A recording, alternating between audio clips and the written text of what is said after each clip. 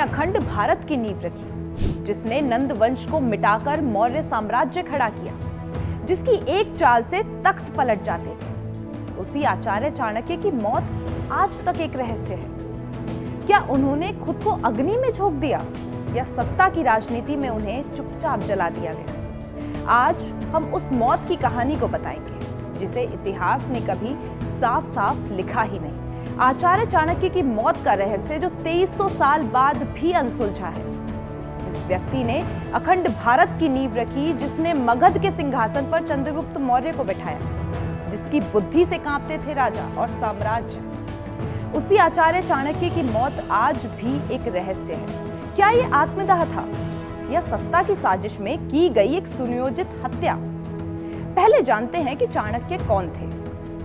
तक्षशिला विश्वविद्यालय के महान आचार्य, अर्थशास्त्र जैसे ग्रंथ के रचयिता, मौर्य साम्राज्य के असली सूत्रधार, राजनीति, कूटनीति और गुप्तचाल के मास्टरमाइंड। लेकिन विडंबना देखिए कि जिसने दूसरों की साजिशें बेनकाब की, वही खुद एक साजिश का शिकार हो गया। सत्ता बदली, दुश्मन बढ़े। चंद्रगुप्त मौर्य के बाद जब बिंदुसार राजा बने, तभी चाणक्य की राजनीति में एक नए शत्रु पैदा हुए। मुख्य नाम सुबंधु मंत्री।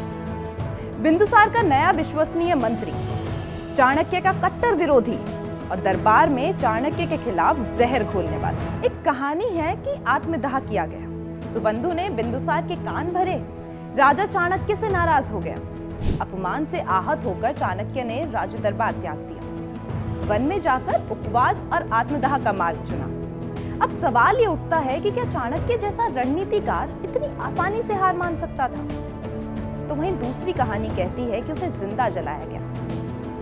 ज्यादा भयावह संस्करण कहता है कि चाणक्य ध्यान में बैठे थे। सुबंधु ने जानबूझकर उनके चारों ओर आग लगवाई। इसे आत्मदाह दिखाने की कोशिश की गई, यानी हत्या को बलिदान बताया गया। और तीसरा है राजनीतिक सफाया।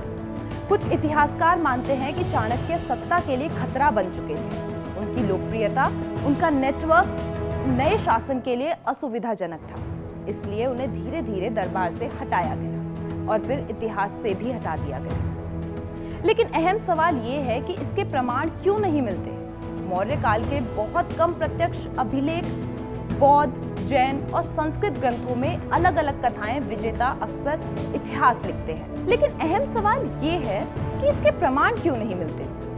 मौर्य काल के बहुत कम प्रत्यक्ष अभिलेख, बौद्ध, जैन और संस्कृत ग्रंथों में अलग अलग कथाएं विजेता अक्सर इतिहास लिखते हैं और हारने वालों की कहानी दबा दी जाती है। चाणक्य का अंत भी शायद जानबूझकर धुंधला रखा गया।